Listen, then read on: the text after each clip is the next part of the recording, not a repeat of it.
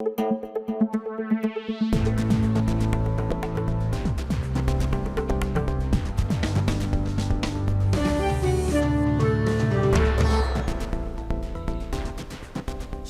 এখন জনপথে, সঙ্গে আছি আমি শরীফ রওশন। চট্টগ্রাম বন্দরে পণ্য খালাস পয়েন্টে লাইটারেজ জাহাজ জট, ৭২ ঘণ্টায় জলসীমা ত্যাগের নির্দেশেও কাটেনি এই সংকট।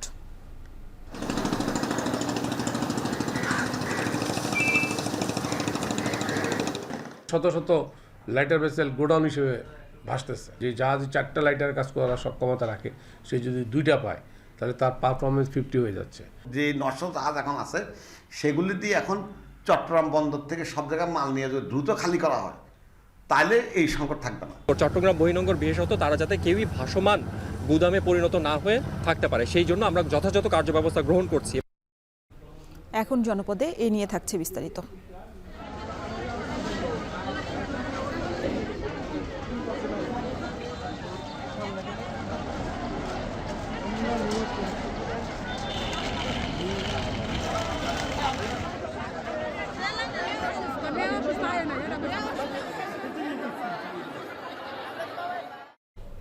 গাজীপুরের বাঘের বাজার এলাকায় বাস চাপায় পোশাক শ্রমিক নিহত। ঢাকা ময়মনসিংহ মহাসড়ক অবরোধ করে বিক্ষোভ করছে পোশাক শ্রমিকরা।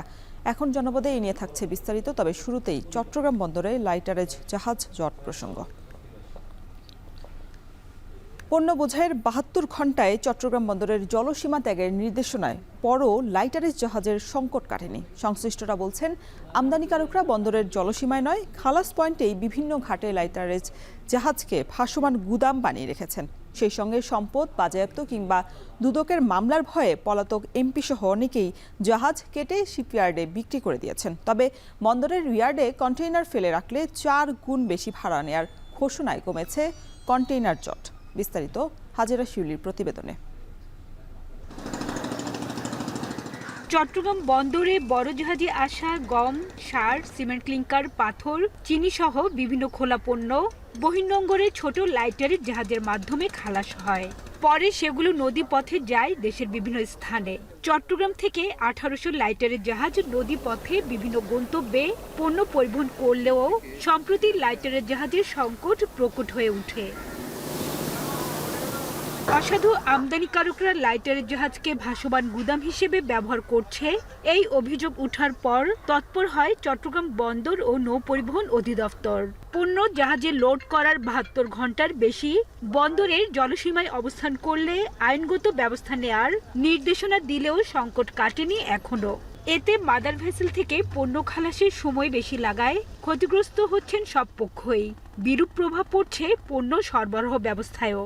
এখন কিন্তু লাইটার পাওয়া যাচ্ছে না, যার জন্য জাহাজের পারফরমেন্স কমে যাচ্ছে, জাহাজের ওয়েটিং বেড়ে যাচ্ছে। এখন দেখা যাচ্ছে শত শত লাইটার ভেসেল গোডাউন হিসেবে ভাসতেছে। যে জাহাজ 4টা লাইটার কাজ করার সক্ষমতা রাখে, সে যদি 2টা পায় তাহলে তার পারফরমেন্স 50 হয়ে যাচ্ছে। আর যার 3টার জন্য সে যদি 2টা পায় তার পারফরমেন্স কিছুটা কমে যাচ্ছে। সো এটা হচ্ছে যে এটা যদি এরকম থাকে তাহলে হয় কি, জাহাজের কস্ট বেড়ে গেলে প্রোডাক্টের উপরই কিন্তু আলটিমেট কস্টটা পড়বে। লাইটারের জাহাজ ব্যবসায়ীরা বলছেন, কর্ণফুলী নদী বা বন্দর চ্যানেল নয়, গন্তব্যস্থলেই বিভিন্ন ঘাটে আমদানিকারকরা লাইটারের জাহাজগুলোকে ভাসমান গুদাম হিসেবে ব্যবহার করছেন।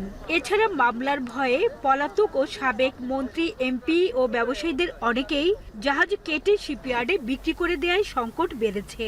ফলে 1800 থেকে লাইটারের জাহাজের সংখ্যা কমে দাঁড়িয়েছে 900-তে। আনলোড পয়েন্ট যেটা আছে, খালাস পয়েন্ট গন্তব্যে, সেখান থেকে মালটা খালাস করতেছে না।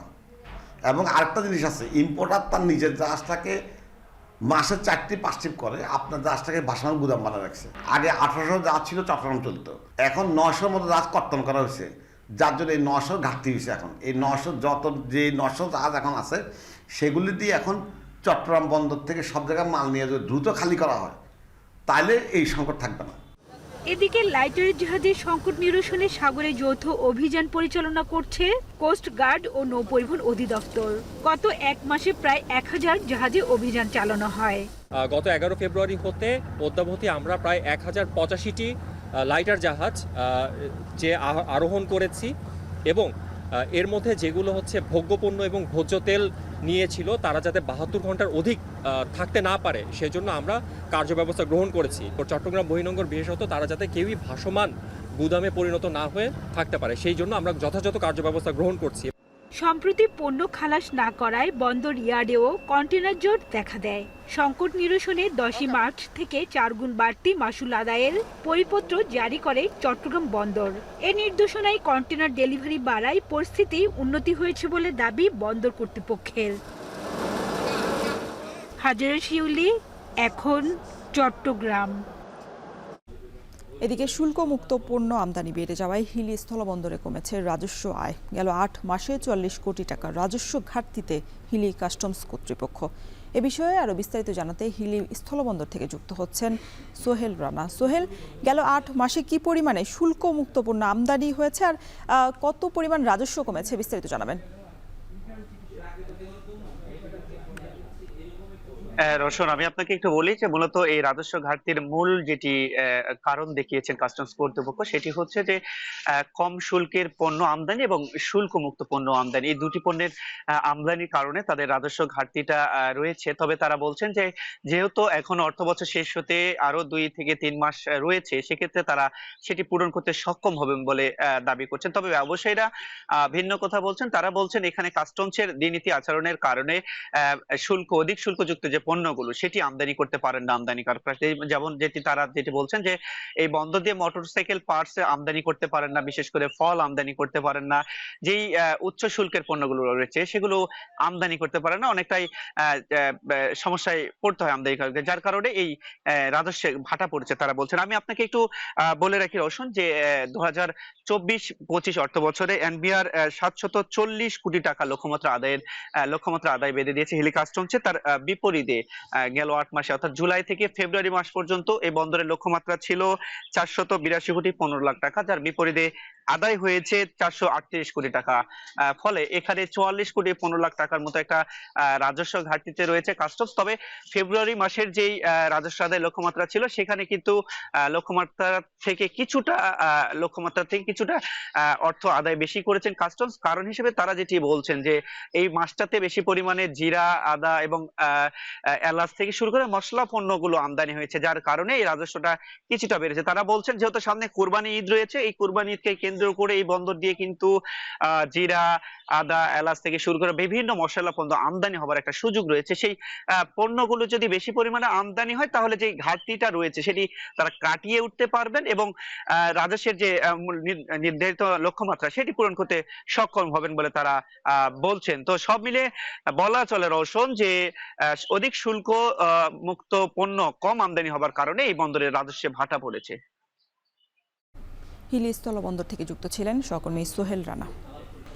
5 দফা দাবিতে কর্মবিরতিতে মেডিকেল কলেজের ইন্টার্ন চিকিৎসকরা। কর্মবিরতির কারণে হাসপাতালে বহির্বিভাগে সেবাদান বন্ধ। এতে সেবা নিতে এসে দীর্ঘ সময় লাইনে দাঁড়িয়ে থেকেও ফিরে যেতে হচ্ছে অনেককে, যাতে তৈরি হয়েছে চরম ভোগান্তি। এ বিষয়ে বিস্তারিত জানাতে চট্টগ্রাম মেডিকেল কলেজ হাসপাতাল থেকে যুক্ত হচ্ছেন ফয়সাল করিম এবং কুমিল্লা মেডিকেল কলেজ হাসপাতাল থেকে যুক্ত হচ্ছেন মাসুম আলম।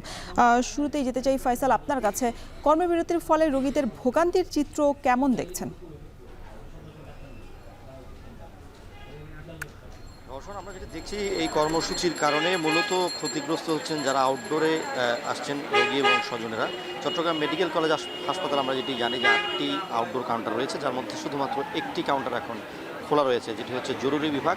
তবে আমরা যেটি দেখেছি সকাল থেকে কিন্তু মূলত চট্টগ্রাম মেডিকেল কলেজ হাসপাতালের যে আউটডোরে যে টিকিট কাউন্টারগুলো ছিল সেগুলোতে কিছু টিকিট দেওয়া হয়েছে। তবে সকাল 10:30টার দিকে কিন্তু এই টিকিট কাউন্টারগুলো বন্ধ করে দেওয়া হয় এবং এখানে যারা আসেন রোগী তারা হঠাৎ করেই জানতে পারেন যে এই কর্মসূচির কারণে টিকিট দেওয়া বন্ধ আছে এবং অনেকেই আসলে উত্তর পাচ্ছিলেন না যে আসলে কী কারণে টিকিট দেওয়া বন্ধ হয়ে গেল। কারণ দূর দূরান্ত থেকে তারা এসেছেন, কেউ শুধুমাত্র চট্টগ্রামের আশপাশের উপজেলায় নয়, আমরা যেটি দেখেছি এখানে কিন্তু ফেনী, নোয়াখালী থেকেও রোগী আসেন এবং এরকম বেশ কয়েকজন রোগী আমরা পেয়েছি। তারা গতকালও এসেছেন এবং আজকে এসেও তারা আসলে নিরুপায় হয়ে চিন্তা করছেন যে আসলে কী করা যায়। কারণ তারা বুঝতে পারছেন না যে এরকম একটি পরিস্থিতিতে কি করা উচিত এবং তারা কারো কাছে একটি উত্তর পাচ্ছেন না।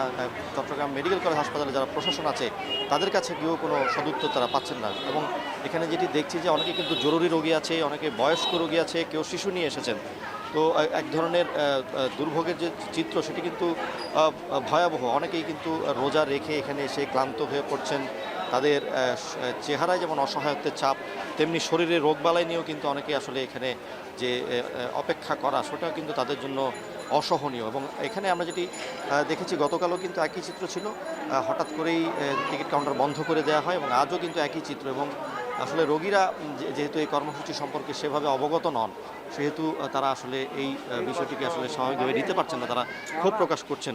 দূর দূরান্ত থেকে এসেছেন এবং চট্টগ্রাম মেডিকেল কলেজ হাসপাতালের যারা কর্তৃপক্ষ আছে তারা বলছেন যে মূলত আউটডোরেই রোগী দেখা বন্ধ আছে, তবে ওয়ার্ড যেগুলো আছে বা জরুরি সেবা যেগুলো আছে সেগুলো কিন্তু চালু আছে।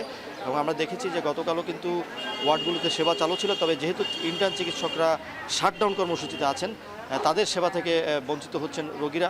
এবং চট্টগ্রাম মেডিকেল কলেজ হাসপাতালের যিনি পরিচালক আছেন তিনি আমাদের বলেছেন যে মূলত যারা মিডল মধ্য পর্যায়ের ডাক্তার আছে কিংবা যারা সিনিয়র ডাক্তার আছে তারাই কিন্তু এখন চিকিৎসা সেবা দিচ্ছে এবং যে ঘাটতি হচ্ছে চিকিৎসকের সেটা কিন্তু তারা পূরণ করছে। এবং চট্টগ্রামের মেডিকেল কলেজ হাসপাতাল আছে কিন্তু 10:30 একটি কর্মসূচি আছে, যারা ইন্টার্ন চিকিৎসক আছে সেই কর্মসূচি থেকে তারা আরও কঠোর কর্মসূচির ঘোষণা দিলেন যদি আজকে যে রায়টি আছে রিটকে ঘিরে, রিটের যে রায় সেই রায়ের ভিত্তি করে তারা পরবর্তী কর্মসূচি দিবেন। এবং আমরা এখন চলে যাচ্ছি মূলত কুমিল্লা মেডিকেল কলেজ হাসপাতালে, সেখানে রয়েছেন আমাদের সহকর্মী মাসুদ আলম, আমরা তার কাছ থেকে জেনে আসবো সেখানকার সবশেষ।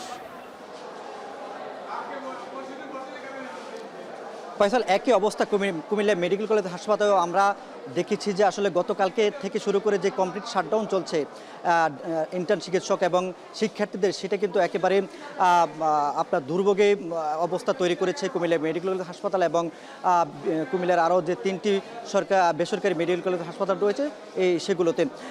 যে চিকিৎসকদের যে 5 দফা দাবি রয়েছে তার মধ্যে যে MBBS বা BDS চিকিৎসক ছাড়া ডাক্তার উপাধি লিখতে পারবেন না, একই সঙ্গে যে ম্যাটস বা নিম্নমানের হাসপাতাল বন্ধ সহ যে 5 দফা দাবি নিয়ে তারা এই যে কর্মবিরতি পালন করে আসছেন। আমরা দেখেছি যে এই কর্মবিরতির কারণে কুমিল্লা মেডিকেল কলেজ হাসপাতালে যে বহির্বিভাগ থেকে শুরু করে যাবতীয় ভর্তি রোগীর যে চিকিৎসা সেবা সেটা কিন্তু একেবারেই বন্ধ রয়েছে। শুধুমাত্র জরুরি এবং ICU সেবা যে সেবাগুলো রয়েছে সেগুলো একেবারে বলা যায় যে কিছুটা চালু রয়েছে। তবে আমরা দেখেছি গতকালকেই যে অবস্থা তৈরি হয়েছিল যে প্রত্যেকটি প্রবেশদ্বারে কিন্তু তালা দেওয়া হয়েছে হাসপাতালের, যাতে করে কোনো রোগী হাসপাতালে প্রবেশ করতে না পারেন। তবে আজকে সেটা নাই, কারণ হচ্ছে যে এখানে যারা আন্দোলন করছেন ইন্টার্ন চিকিৎসক এবং শিক্ষার্থীরা, তারা কিন্তু এখন পর্যন্ত কিন্তু মেডিকেল কলেজ হাসপাতালে আসেনি, তবে তারা কমপ্লিট শাটডাউন ঘোষণা দিয়ে তারা কিন্তু বিভিন্ন জায়গায় অবস্থান করছেন। আমরা বহির্বিভাগের যে অবস্থা দেখেছি যে দূর দূরান্ত থেকে এই হাসপাতালে মানুষ আসেন চিকিৎসা সেবা নেওয়ার জন্য। আমরা দেখেছি যে প্রত্যেকটি হাসপাতালের যারা কর্মচারী রয়েছেন তারা কিন্তু ডাক্তারদের যে কক্ষগুলো খুলে রেখেছেন, তবে সেখানে কোনো টিকিট দেওয়া বা চিকিৎসা সেবা দেওয়া সেটা একেবারে নেই। আমরা দেখেছি যে যারা আসছেন সেবা নেওয়ার জন্য এই ধরনের রোগীরা কিন্তু আসলে আগ থেকে জানেন না যে ডাক্তারদের এই কর্মসূচি। তবে তারা বলছেন যে তারা আসলে বিভিন্ন দূর দূরান্ত থেকে এসেছেন রোজা রেখে বিভিন্ন ধরনের অসুখ বিসুখ নিয়ে, সেটা কিন্তু তাদেরকে খুব ভোগাচ্ছে। তো আজকে তাদের যে রায় রয়েছে রিটের রায়, সেটা যদি তাদের সন্তোষজনক না হয় তারা কিন্তু আন্দোলন চালিয়ে যাবেন বলে আমাদেরকে আন্দোলনরত চিকিৎসকরা জানিয়েছেন। তো রহস্য ছিল কুমিল্লা থেকে। ইন্টার্ন চিকিৎসকদের কর্মবিরতির কারণে রোগীদের ভোগান্তির খবর জানাতে ঢাকার বাইরে থেকে যুক্ত ছিলেন সহকর্মীরা। গাজীপুরের বাঘের বাজার এলাকায় সকালে বাস চাপায় এক পোশাক শ্রমিক নিহত হয়েছেন। এর জেরে ঢাকা ময়মনসিংহ মহাসড়ক অবরোধ করে বিক্ষোভ করছে শ্রমিকরা। এ বিষয়ে আরও বিস্তারিত জানাতে যুক্ত হয়েছেন আমাদের সাথে ইফতেখার রায়হান। ইফতেখার, দুর্ঘটনা সম্পর্কে কি তথ্য আছে আপনার কাছে, আর এখন মহাসড়কের কি পরিস্থিতি, বিস্তারিত জানাবেন।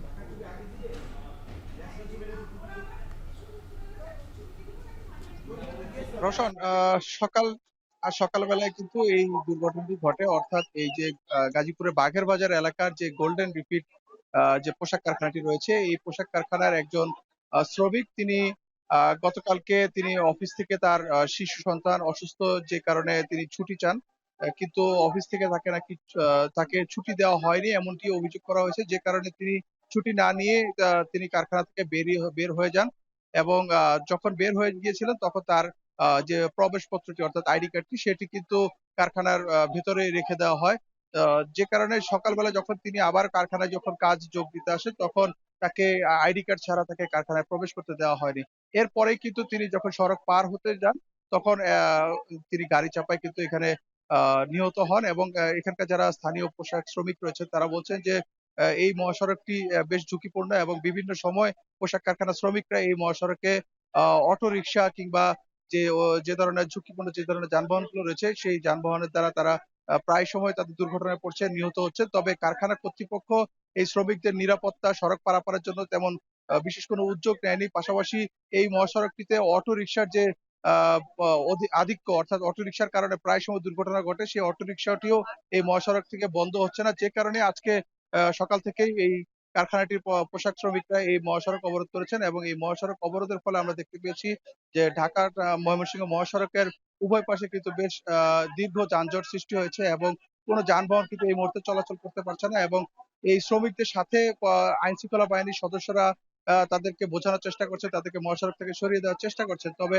শ্রমিকদের যে দাবি সেটি হচ্ছে কারখানার মালিক এই জায়গাটিতে এসে শ্রমিকদেরকে এই নিহতের যে নিহত যে শ্রমিক তার ক্ষতিপূরণের ব্যবস্থা করবেন। পাশাপাশি এই শ্রমিকদের যে নিরাপত্তার জন্য শ্রমিকদের নিরাপত্তার স্বার্থে এইখানে রাস্তা পারাপারের জন্য প্রয়োজনীয় ব্যবস্থা নিবেন, এ ধরনের তারা দাবি করছেন এবং যে অটো রিকশাটির চাপায় এই দুর্ঘটনাটি ঘটেছে সেই অটো রিকশা চালককে তাদেরকে গ্রেপ্তার করা দাবি জানাচ্ছেন।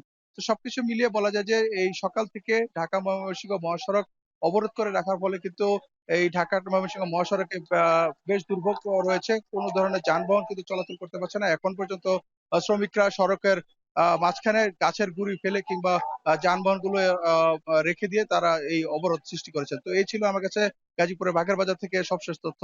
রোশন। গাজীপুরে সড়ক দুর্ঘটনায় পোশাক শ্রমিক নিহতের সবশেষ খবর জানাতে আমাদের সাথে যুক্ত ছিলেন ইফতেখার রায়হান।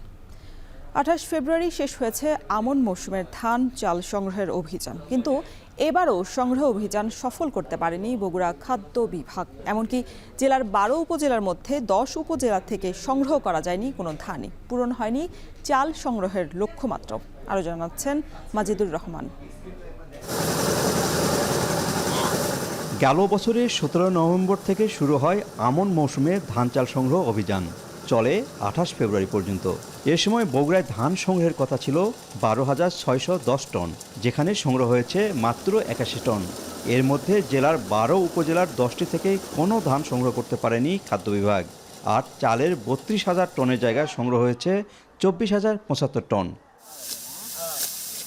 কৃষকরা জানান, সরকারের নির্ধারিত দামের চেয়ে বাজারে বেশি দাম পাওয়ায় খাদ্য গুদামে ধান চাল দেননি তারা। সরকার খাদ্য গুদামের জন্য যে মূল্য নির্ধারণ করে ধানের, তার চাইতে বাজারে মূল্য অনেক বেশি থাকে, যে কারণে আমরা সাধারণত সরকারকে না দিয়ে বাজারে বিক্রি করি। তবে চালকল মালিকদের দাবি, লাইসেন্স বাতিল ও জরিমানা এড়াতে কেজিতে 5 থেকে 60 টাকা লোকসানে চাল দিয়েছেন তারা। আর মির মালিক সমিতির অভিযোগ, প্রতি বছর বাজার ও সরকারি দরে অসমতায় ব্যর্থ হচ্ছে সরকারের খাদ্য সংগ্রহ অভিযান। যদি দামের সাথে বিবেচনা করা না হয় তাহলে মিলগুলো রক্ষা করা সম্ভব হবে না।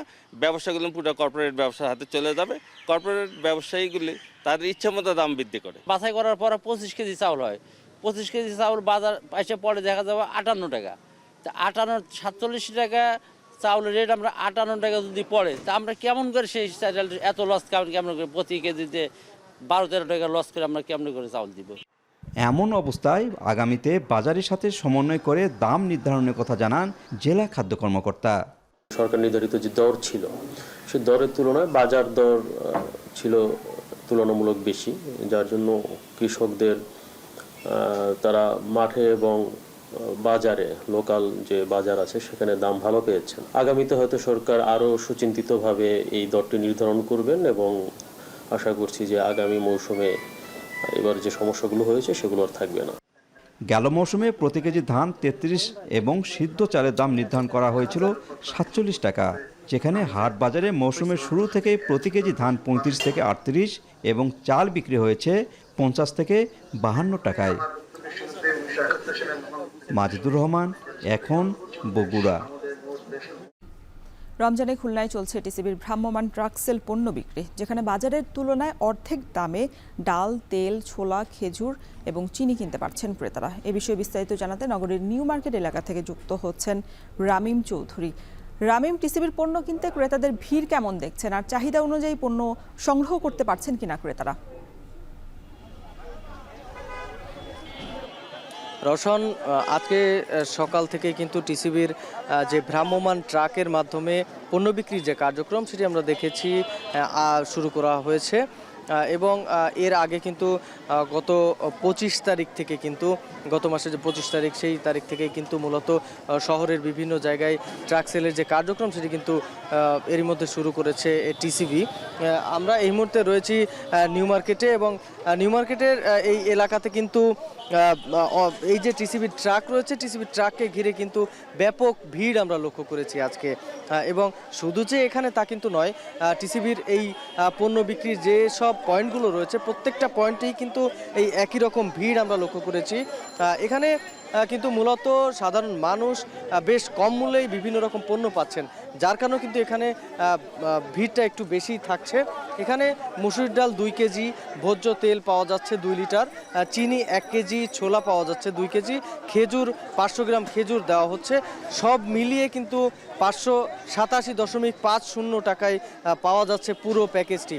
এবং এর কারণে কিন্তু এখানে সাধারণ মানুষ যারা রয়েছেন তারা কিন্তু মোটামুটি বললে চলে যে অনেকটাই খুশি এই পণ্য পেয়ে, এবং তার জন্য কিন্তু এই পণ্য নেওয়ার জন্য কিন্তু বেশ তড়িঘড়ি করে কিন্তু সকাল থেকেই তারা লাইন দিয়ে কিন্তু দাঁড়িয়ে আছেন।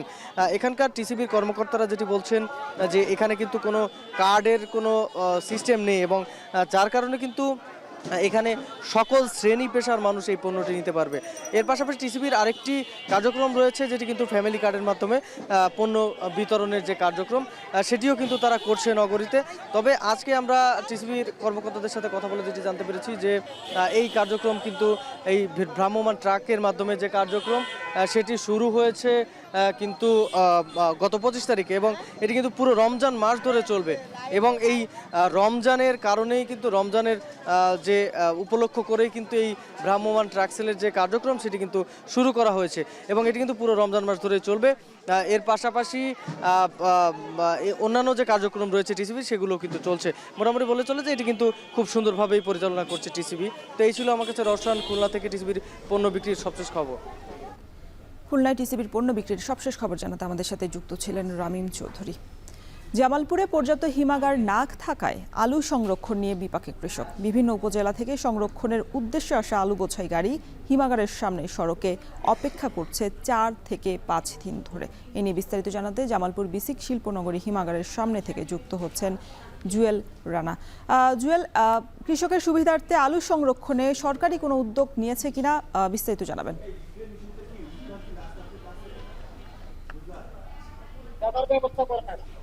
রোশন, জামালপুরে চলতি বছরে আবহাওয়া অনুকূলে থাকায় বা আলুর বাম্পার ফলন হয়েছে বলে জানিয়েছে কৃষি বিভাগ।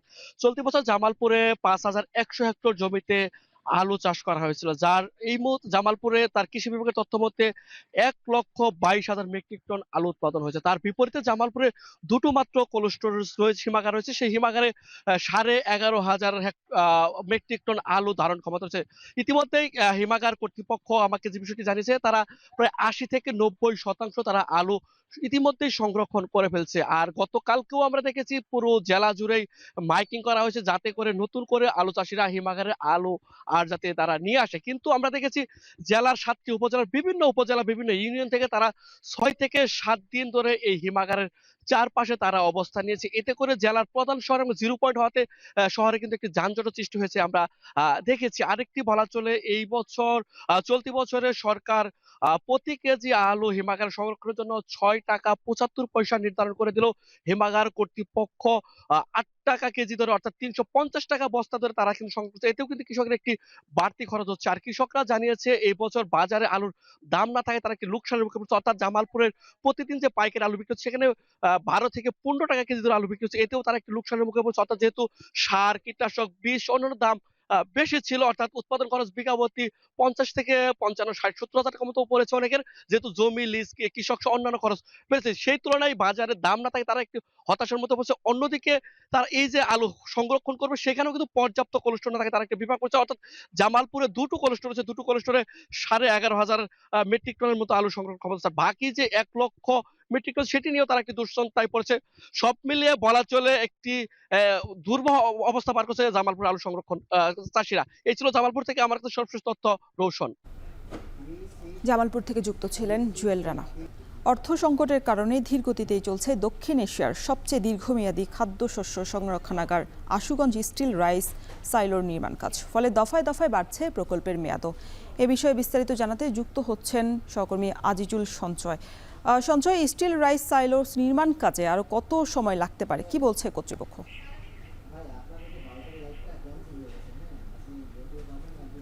তার আগে আপনাকে একটু জানিয়ে রাখি, সরকার চট্টগ্রাম বিভাগের মধ্যে ব্রাহ্মণবাড়িয়া থেকে সবচাইতে বেশি পরিমাণ চাল সংগ্রহ করে থাকে।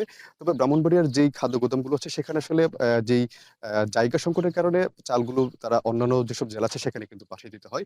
এবং এই সংকটের কারণে আসলে সরকার এই আশুগঞ্জের মেঘনা নদীর পাড়ে 540 কোটি টাকা ব্যয়ে একটি আধুনিক স্টিল রাইস সাইলো নির্মাণ কাজ শুরু করেছিল 2018 সালে। এবং এটিতে সর্বোচ্চ 2 বছর পর্যন্ত চাল সংরক্ষণ করা যাবে, যার ফলে এটিকে বলা হচ্ছে দক্ষিণ এশিয়ার সবচাইতে দীর্ঘমেয়াদী খাদ্যশস্য সংরক্ষণাগার। তবে আসলে করোনা মহামারী সহ নানা সংকটের কারণে এই প্রকল্পটির কাজ বারবার আমরা স্থগিত দেখেছি এবং এখনো কিন্তু সেই সংকটটি চলছে। অর্থাৎ আমরা ঠিকাদারি যে প্রতিষ্ঠান আছে তমা কনস্ট্রাকশন, তাদের সঙ্গে আমরা কথা বলেছিলাম। এই প্রকল্পের একজন প্রকৌশলী নিশাত হোসেন তিনি জানিয়েছেন যে আসলে তারা 5 আগস্টের পর থেকে তারা অর্থনৈতিক সংকটে ভুগছেন। বিশেষ করে তাদের যে ঠিকাদারি যে প্রতিষ্ঠান, সেই প্রতিষ্ঠানের অর্থনৈতিক অবস্থা কিন্তু বেশ দুর্বল হয়ে পড়েছে। এছাড়া তারা এই কাজের যে বিলগুলো ও কিন্তু বিলের যে অর্থ, সেই অর্থটিও ছাড়াও কিন্তু কিছুটা বিলম্ব হচ্ছে, যার ফলে তারা এই অর্থ সংকটের কারণে তারা কাজটি কিছুটা ধীর গতিতে করছেন। তবে তিনি যেটি বলছেন যে তাদের এখন পর্যন্ত 4 দফায় প্রকল্পের মেয়াদটি বাড়ানো হয়েছে এবং সেটি আগামী জুনে এটি শেষ হওয়ার কথা রয়েছে। তবে তারা এখন পর্যন্ত প্রকল্পের অগ্রগতি মাত্র 75% পর্যন্ত, যার ফলে তারা কিন্তু প্রকল্পটি এই জুন মাসে তারা শেষ করতে পারবে না। সেজন্য তারা প্রকল্প পরিচালকের মাধ্যমে সরকারের কাছে আরো 6 মাস তারা এই প্রকল্পের মেয়াদটি বৃদ্ধির জন্য তারা আবেদন করার প্রক্রিয়া তারা শুরু করেছেন।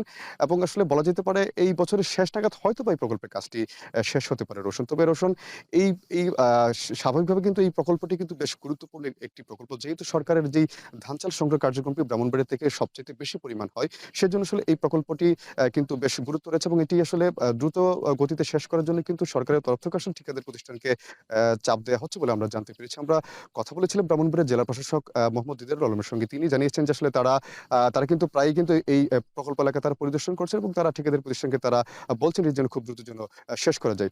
তো রোশন, আমার কাছে এই ছিল এখানকার যেই রাইস সাইলোর যেই ধীরগতি যে কাজ চলছে সেই সংক্রান্ত সবশেষ তথ্য। ব্রাহ্মণবাড়িয়া থেকে যুক্ত ছিলেন আজিজুল সঞ্চয়। 7 বছর আগে চুয়াডাঙ্গা পৌরসভায় ভূগর্ভস্থ পানি শোধনাগারের উদ্বোধন হলেও পানি সরবরাহ সম্ভব হয়নি। 10 কোটি টাকা ব্যয়ে নির্মিত শোধনাগারটি এখন ব্যবহারের অনুপযোগী হয়ে পড়ে আছে। ফলে পৌর এলাকার মানুষেরা বিশুদ্ধ পানি থেকে বঞ্চিত হচ্ছেন বছরের পর বছর। পৌর কর্তৃপক্ষ বলছে লোকবল সংকটেই শোধনাগারটি চালু রাখা সম্ভব হয়নি। আরও জানাচ্ছেন অনিক চক্রবর্তী। চুয়াডাঙ্গা পৌর এলাকায় 10 কোটি টাকা ব্যয়ে 2014 সালের ডিসেম্বরে ভূগর্ভস্থ পানি শোধনাগারের নির্মাণ কাজ শুরু হয়। কাজ শেষ হয় 2017 সালের ডিসেম্বরে। 2020 সালের 20 অক্টোবর ওভারহেড ট্যাঙ্ক নির্মাণ কাজের উদ্বোধন করা হয়। উদ্বোধনী অনুষ্ঠানে বলা হয়েছিল 1 সপ্তাহের মধ্যে পৌরবাসীর দীর্ঘদিনের চাহিদা সুপেয় পানির সরবরাহ নিশ্চিত করা হবে। কিন্তু 7 দিন কালক্রমে 7 বছরে পরিণত হলেও বিশুদ্ধ পানির ব্যবস্থা পৌরবাসীর জন্য স্বপ্নই রয়ে গেছে। পৌর কর্তৃপক্ষ বর্তমানে যে পানি সরবরাহ করছে তা মাত্রাতিরিক্ত আয়রনযুক্ত, হলদেটে ও খাবার অযোগ্য বলে জানান স্থানীয়রা। সুপেয় পানির অভাবে দুর্ভোগে পৌর এলাকার 2 লাখ মানুষ। প্রতিদিন দুর্গন্ধযুক্ত পানি পান করতে হচ্ছে। আমরা চিনি প্রতি 20 পান করছি। সকালে টাইমে টিপকল বন্ধ থাকে, যখন আমরা ছাড়ি তখনই আপনার অনেক আয়রন বাইরে, এমন মাঝে মাঝে দুপুরের টাইমে পানি ধরাই যায় না, একভাবে মনে করেন আপনার আয়রন ধরায়। প্রতিদিন আমাদের পানির জন্য সমস্যা হয়, কিন্তু আমরা পানি খেতে পারি না, রান্নার জন্য ব্যবহার করতে পারি না। এদিকে দীর্ঘ সময় বন্ধ থাকায় নষ্ট হয়েছে পানি শোধনাগারের switch valve, motor, reserve tank সহ মূল্যবান জিনিসপত্র। কাঠামোতে জমেছে শ্যাওলা। বছরের পর বছর তালাবদ্ধ থাকায় ভবনগুলোর অবস্থাও জরাজীর্ণ। এত দুর্গন্ধ, আমরা তো খেতেই তো পারি না এবং রান্নাও করতে পারি না। সুপেয় পানি পাওয়া নিশ্চিত করবে পৌর কর্তৃপক্ষ এবং সেটা সরবরাহ করবে, কিন্তু সেটা পৌরবাসী এখনো সেই ফলটা ভোগ করতে পারছে না। পানি শোধনাগার কবে চালু হবে এমন প্রশ্নে খরচ আর লোকবল সংকটের নানা অজুহাত দিলেন পৌরসভার এই কর্মকর্তা। এই প্রকল্পটা অত্যাধিক ব্যয়বহুল হয় এবং এখানে অত্যাধিক দক্ষ জনবলেরও প্রয়োজন। আমাদের পৌরসভায় আর্থিক সংকটের কারণে এবং দক্ষ জনবলের অভাবে আমরা প্রকল্পটা আসলে চালু করতে পারিনি। চুয়াডাঙ্গা পৌরসভায় কোনো ট্রিটমেন্ট প্ল্যান্ট না থাকায় আসলে আমরা আয়রন মুক্ত পানি জনগণকে সরবরাহ করতে পারছি না। বর্তমানে 14টি পানির পাম্প হাউস থেকে পাইপলাইনের মাধ্যমে পৌর এলাকায় গ্রাহকদের পানি সরবরাহ করা হচ্ছে। দ্রুত সময়ের মধ্যে সুপেয় পানির ব্যবস্থা নিশ্চিত হবে এমনটাই প্রত্যাশা পৌরবাসীর। এখন চুয়াডাঙ্গা। জামালপুরে পুরাতন ব্রহ্মপুত্র নদের অনুর্বর পতিত জমিতে বাণিজ্যিকভাবে শুরু হয়েছে তুলা চাষ। তবে চলতি মৌসুমে আবহাওয়া প্রতিকূল থাকায় তুলার ফলন কিছুটা কম হওয়ার আশঙ্কা করছে চাষিরা। তবে তুলার ব্যাপক চাহিদা এবং ভালো দাম পাওয়ায় অন্যান্য ফসলের চাষ কমিয়ে তুলা চাষের দিকেই ঝুঁকছে অনেকেই। আরও জানাচ্ছেন জুয়েল রানা। জামালপুরের গোয়াবাড়িয়া গ্রামের কৃষক বাবু মিয়া 2019 সাল থেকে ব্রহ্মপুত্র চরের প্রতি জমিতে করেছেন তুলা চাষ। তবে চলতি বছর তুলার উৎপাদন খরচ আগের চেয়ে বেড়েছে অন্তত 14 থেকে 15 হাজার টাকা। ফলে আগের মতো লাভ পাচ্ছেন না তিনি। চাষিরা জানান সরকার নির্ধারিত প্রতিমন তুলা বিক্রি হচ্ছে 4,000 টাকায়। তবে সকল আনুষাঙ্গিকের দাম বাড়ায় তুলার দাম প্রতিমন 4,500 থেকে 5,000 টাকা করার দাবি তাদের। তুলার দাম ম্যাক্সিমাম না হলেও 5-এর উপরে যা লাগবো, তাহলে এইটার সঙ্গে এটা মেকআপ হবো। আগে আমরা বীজ নিলাম আপনার 2400 টাকা কেজি, এখানকার বীজ নিতে আছে আপনার 2800 টাকা কেজি, 3000 টাকা কেজি। 4 বিঘা তুলে গেছে, তুলে বর্তমানে আমি ব্যাগে তুলে হাইট নাই। অনকা খরচ গাছ আছে আমার 14-15 হাজার টাকা খরচ গাছ আছে। বর্তমানে আমার এই জিনিস পোষাইতেছে না, নেবার খরচ বেশি, সারের দাম বেশি, কীটনাশকের দাম বেশি। এবার মন বিক্রি করতেছি 4,000 টাকা, আর বিঘা প্রতি খরচ হয়েছে প্রায় 30,000 টাকার মতো। লাভ হবে কিছু কম হবে, ওইভাবে লাভ হবে না, যে আশা করছিলাম ওইটা হবে না। এদিকে তুলা চাষে স্বাবলম্বী হচ্ছেন জেলার নারীরাও। ফেব্রুয়ারি থেকে এপ্রিল মাস পর্যন্ত তুলা সংগ্রহ ও বিক্রি করে প্রতিদিন আয় করেন 300 থেকে 350 টাকা। 1 মাস ধরে তুলতেছি, আর মনে করলেন 1-2 মাস তুলতে পারবো। 300 টাকা দিয়ে আগে করছি, 350 টাকা দিয়ে করতেছি। দিনে মন করলেন দুজনে মিলে 1 জাল, মানে তুলার উপরে নির্ভর। তুলা বেশি হইলে 2 জাল হয়, আর যদি অল্প মানে পাতলা হয় তাহলে 1 জাল হয়। জেলার তুলা চাষিদের সব ধরনের সহযোগিতা করা হচ্ছে। আগামীতে অন্যান্য ফসলের মতো তুলা চাষের পরিমাণ আরও বাড়বে বলে জানান তুলা উন্নয়ন বোর্ডের কর্মকর্তা। রূপালী 1, white gold 1, white gold 2, DM4, আর আমাদের দেশেও একটা হাইব্রিড আছে, সেটা হলো CDB হাইব্রিড 1। এই 5টা জাত আমরা সাধারণত ব্যবহার করে থাকি। তুলার চাষে প্রত্যেকবারই চাষিরা ভালো লাভবান হয়েছে এবং ভালো সাড়া পাইছি। চাষিরা তুলার চাষ করতে আগ্রহ হয়েছে, যার কারণে আমাদের এখানে দেখা গেছে যে গতবার 295 হেক্টর জমিতে তুলার চাষ ছিল, এবছর 300 হেক্টর জমিতে তুলার চাষ হয়েছে। চলতি মৌসুমে জামালপুরে তুলা উৎপাদনের লক্ষ্যমাত্রা নির্ধারণ করা হয়েছে 1050 টন, যার বাজার মূল্য অন্তত 10,50,00,000 টাকা। এখন জামালপুর। নেত্রকোনার হাওরে চলতি বছর মিষ্টি কুমড়ার বাম্পার ফলন হওয়ার পরেও দাম পাচ্ছেন না কৃষকরা। গেল বছর কেজি প্রতি 15 থেকে 20 টাকা মিললেও এবার দাম অর্ধেকেরও কম। চাহিদা কমের অজুহাতেই কম দামে মিষ্টি কুমড়া কিনছেন পাইকাররা। এতে উৎপাদন খরচও উঠছে না বলে অভিযোগ করেছেন কৃষকরা। রিফাত আহমেদ রাসেলের প্রতিবেদন। নেত্রকোনার বিস্তৃত হাওরের অনাবাদি জমিগুলোতে এবার ব্যাপকভাবে আবাদ হয়েছে মিষ্টি কুমড়ার, তাই স্থানীয় বাজারগুলোতেও বেড়েছে সরবরাহ। চাষিরা বলছেন বাজারে পাইকারি পর্যায়ে প্রতি কেজি মিষ্টি কুমড়া বিক্রি হচ্ছে 7 থেকে 10 টাকায়, আর খুচরা পর্যায়ে বিক্রি হচ্ছে 20 টাকায়, যাতে উৎপাদন খরচ তুলতে হিমশিম অবস্থা কৃষকের। না বেচে তো করা কি, দাম তো কমে গেছে। সিটি লাগা যাইতে গাড়ি ভাড়া আছে, এরপরে আপনার এই মাপে একটু এই কারণে আমরা একটু বেশি করে বেচা লাগে।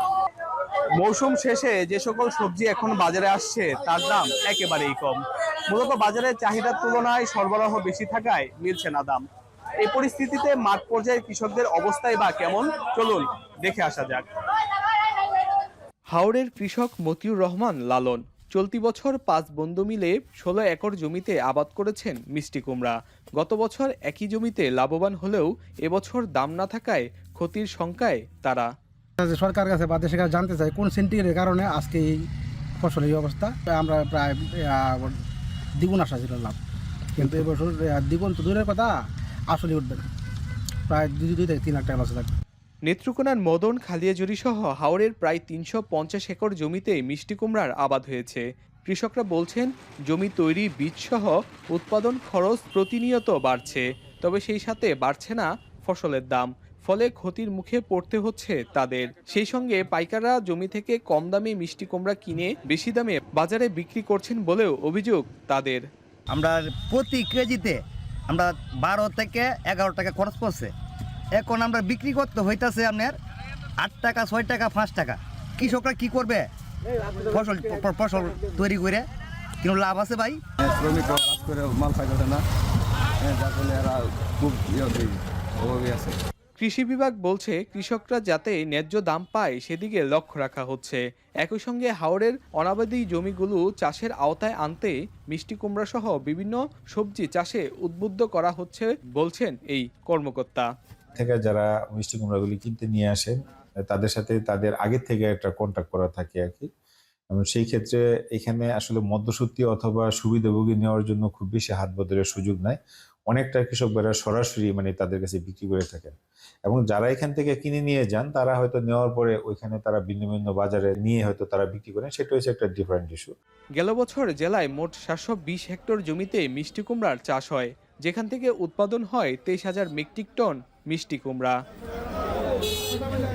রিফাত আহমেদ রাসেল, এখন নেত্রকোনা।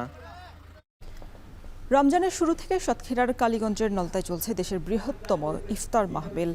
আহসানিয়া মিশন প্রতিষ্ঠার পর 1950 সাল থেকে প্রতি বছর আয়োজন করা হয় এই ইফতার মাহফিলের, যেখানে প্রতিদিন 6,000 মানুষ একসঙ্গে ইফতার করেন। সাতক্ষীরা থেকে আহসান রাজীবের প্রতিবেদন। ইফতার প্রস্তুতির বিশাল এই কর্মযজ্ঞ চলছে সাতক্ষীরার নলতাই কেন্দ্রীয় আহসানিয়া মিশন মাঠে। প্রতিদিন সকালে প্রায় 30 জন কর্মী বিভিন্ন পদের ইফতার তৈরির কাজ শুরু করেন। প্রতিদিন 6,000 মানুষের জন্য ইফতারের এই আয়োজন চলবে পুরো রমজান মাস জুড়ে। প্রতিদিনের ইফতার মেনুতে রয়েছে ভুনা ছোলা, সিঙ্গাড়া, ফিরনি, সিদ্ধ ডিম, চিড়া, কলা ও খেজুর। প্রায় 300 জন স্বেচ্ছাসেবক বিনা পারিশ্রমিকে এই ইফতার বন্টনের কাজ করেন। আসরের নামাজের পর মাঠ জুড়ে রোজাদারদের জন্য সারিবদ্ধভাবে সাজানো হয় ইফতারের প্লেট। ভিন্ন ধর্মের অনুসারীরাও অংশ নিতে পারেন এই ইফতারে। ইফতার মাহফিলে হাজার হাজার মানুষের সমাগম হয়, হাজার হাজার মানুষ রোজাদারদের মিলন মেলায় মিলিত হয়। আমি এখানে আছি আমার 13 বছর বয়সেতে, এখানে আমি সিঙ্গাড়া কাজে রয়েছি, আর এর আগে আমার বড় ভাইরা ছিল। এখানে প্রচুর মানুষের সমাগম, আমিও আসলাম সাতক্ষীরা থেকে। নলতা মিশন মাঠে অস্থায়ী টিনের ছাউনিতে রোজার শুরু থেকেই প্রতিদিন একত্রিত হয়ে ইফতার করছেন হাজার হাজার মানুষ। এছাড়া আশপাশের মসজিদগুলোতে এখান থেকে ইফতার পাঠানো হয়। দেশের বিভিন্ন প্রান্ত থেকে ধর্মপ্রাণ মুসল্লিরা ইফতারের জন্য ছুটে আসেন এখানে। দীর্ঘদিনের ইচ্ছা যে না, এত জনসংগমের মধ্যে এত সুন্দর পরিবেশে এতগুলো লোক ইফতারি একসঙ্গে করা, এটা একটা আসলেই বড় ব্যাপার। বিগত 90 বছরের যে ঐতিহ্যবাহী ইফতার, এটি খান বাহাদুর আহসানুল্লাহ স্মরণে এখানে ইফতার হয়ে থাকে। পবিত্র মাহে রমজানের প্রথম রমজান থেকে 30 রমজান পর্যন্ত প্রায় একই ধরনেরই ইফতারের আয়োজন করা হয়। মিশন কর্তৃপক্ষ জানায়, করোনার আগে প্রতিদিন 10,000 মানুষের ইফতারের আয়োজন করা হতো, তবে দ্রব্যমূল্যের ঊর্ধ্বগতির কারণে সেটি কমিয়ে 6,000 করা হয়েছে। দেশ বিদেশের বিভিন্ন ব্যক্তি ও আহসানিয়া মিশন যৌথভাবে এই ইফতারের অর্থ যোগান দেয়। চাইলে যে কেউ মিশনের মাধ্যমে এই আয়োজনে অংশ নিতে পারে। প্রতিদিন ইফতারের আগে দেশ ও জাতির কল্যাণে বিশেষ মোনাজাত করা হয়। আমরা এক পর্যায়ে প্রতিদিন প্রায় 10,000 মানুষের ইফতারি করতাম। দ্রব্যমূল্যের ঊর্ধ্বগতির কারণে আমরা এখন প্রতিদিন প্রায় 6,000 মানুষের ইফতারি করছি। যে কোনো মানুষ যদি এই ইফতারিতে অংশগ্রহণ করতে চায়, যে আমি এই ইফতারির জন্য কিছু শরিক হব, সেটা শরিক হতে পারবে। সেটা আমাদের উন্মুক্ত সবার জন্য। এখানে প্রতিদিন যে মানুষরা আসে বিভিন্ন মফস্বল এরিয়া থেকে এবং বিভিন্ন এলাকা থেকে, শাখা মিশন থেকে আসে, সবাই মনে করে যে আমাদের এই চিত্তশুদ্ধির জন্য রমজান মাসের এক জায়গায় জামাত ইফতারি করে এবং আল্লাহর ওলির রুহানি ফয়েজ পাওয়ার উদ্দেশ্যেই সবাই এখানে ছুটে আসে। বিশাল এই ইফতার মাহফিল আয়োজনের মাধ্যমে এই ময়দান ধর্মীয় ও সামাজিক মিলনস্থলে পরিণত হয়, যা সাতক্ষীরার পাশাপাশি অন্যান্য অঞ্চলের ধর্মপ্রাণ মানুষদের একতার অনুপ্রেরণা যোগায়। আহসান রাজীব, এখন সাতক্ষীরা। এই ছিল এখন জনপদের আয়োজনে। এখন টেলিভিশন ওয়েবসাইটে দেখতে ভিজিট করুন www.এখন.tv। এছাড়া ফেসবুকে দেখতে ভিজিট করুন facebook.com/tv.এখন এবং ইউটিউবে দেখতে ভিজিট করুন youtube.com/c/এখন tv।